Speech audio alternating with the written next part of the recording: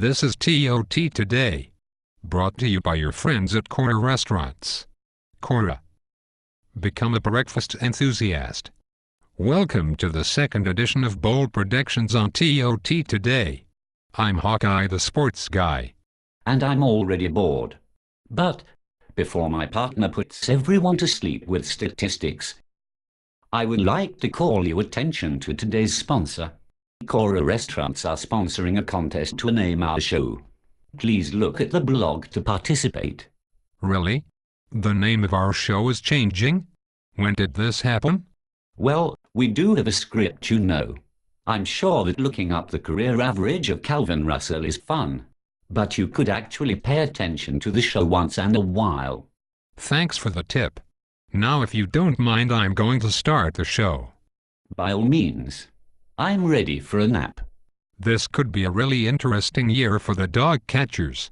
5 of their players hit over 600 last year.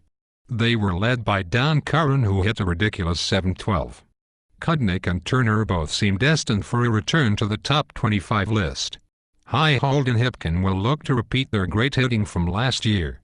Any team would love to have the energy brought by the trio of Cox, Sullivan and Polney. Steve Hunt and Vincent both were good offensively last year as well. Which of course brings us to Pistol Pete. Peter is a difference maker. A game breaker, if you will. Despite a down year offensively, he went 5 for 5 to knock the first place hurting units out of the playoffs. Offensively, this team should be among the best in the league. That review was pathetic. Really? Did you trip over your cordless phone this morning? Gary Cox and Dave Polney on the same team and only one second base bag. Now that could be interesting. Great work, partner. Back to important things. The Dusty Cleats are an example of what this league is all about. After a season that saw only 3 wins, they went on a spectacular run in the playoffs. Everything balances out, you just don't know when the balance will arrive. The Cleats struggled defensively at times last year. I don't think that will be the case this time around. The Dusty Cleats can now boast 2 700 hitters in Rob McCarron and Robin Dixon. Everyone else on the team is between decent and good offensively. Additionally, they will also have the ability to flash some leather. Britt Maybe is a slick fielder and John Harrod is solid in either the infield or outfield. Pulley and Dane can play multiple positions and are strong offensive contributors. Scott Barton is a guy that you do not want to overlook. He hit a strong .675 last year. This looks like a much stronger offensive team with some options defensively. This is a team on the way up.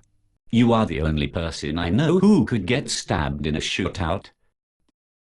Everyone knows McCarron does not play well with others. The biggest improvement in this year's edition of the Grizzlies is their defense. They can now boast a real first baseman in Gord Robertson. Rob Hayward brings speed and energy to center field to go along with a huge bat. Bobby Smith is money at shortstop and Dave Argue can play to an elite level in the middle infield or center field. There are nothing but defensive options for the Grizzlies. Add to that the speed that Jerry Murhead and Jimmy Hunter bring and it starts to look great. Hopefully Jim Manel can keep Rob Farah on track. Bill is a bit of a wild card for the Grizzlies, a good offensive contributor that Rob is hoping can play the outfield. Dave Doucette should solidify things at third base. We'll see. It would certainly be sad to see that other captain out at third base again. Finally, the rookie Rene Simard will be challenged to crack the lineup in left field, but the jug he bought on draft day has helped his chances. You must have been born on the highway. And why would you say that? Because that's where all the accidents happen. If Robertson and Manel are on the same team, you better hope you're playing basketball. The Hot Tub Woodies are a really interesting team this year. I think they could draft all number 1s or all number 12s and they would essentially be the same team. Dancy and Hopkins will once again instill a fun atmosphere for this team and they will, as usual, end up being pleasantly surprised with the results. DeLand, Douglas and Dancy were all within 3 points of the 600 mark last year and Art Sargent wasn't far behind. Then add in the potent production of Avery, Como and Gleikoff and the Woodies should be able to produce more than their fair share of runs.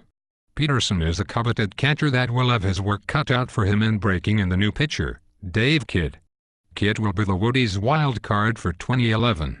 Honestly, if you were twice as smart you would still be an idiot. Unless Darcy gets knee braces for the entire team, they are going to be in trouble. You know what? You are just a mean person. The Harden units took off out of the gate last year and never looked back. They had an incredible season. They won blowouts. They won close games. They seemed to win every game. Looking at this year's roster, it could be more of the same. The units are balanced. Even though they don't have a 700 hitter in their lineup, they only have one hitter below 527. The outfield has amazing potential with Mike Olive, Richard, Chris Ross and the two Calvins. Jankman is a known pitcher of quality and is well respected. Taylor, Bob, Mooner, Giorgi and Larkin give options all over the infield. There are no holes on this team offensively or defensively. I hate to put first-place pressure on these guys so early, so I'll just say top 5. By any chance are your parents related to each other? That was a sorely lacking analysis as usual. Look for Calvin Steves in Chris Ross's fridge. Let's recap. The dog catchers look like an offensive machine. To make it to the end of their games, you will need caffeine. The Cleats will be back with a vengeance this year. If McCarron shows up on time, I will cheer. The Grizzlies will be flashing leather like never before. And I'll be with your mother, Shiza.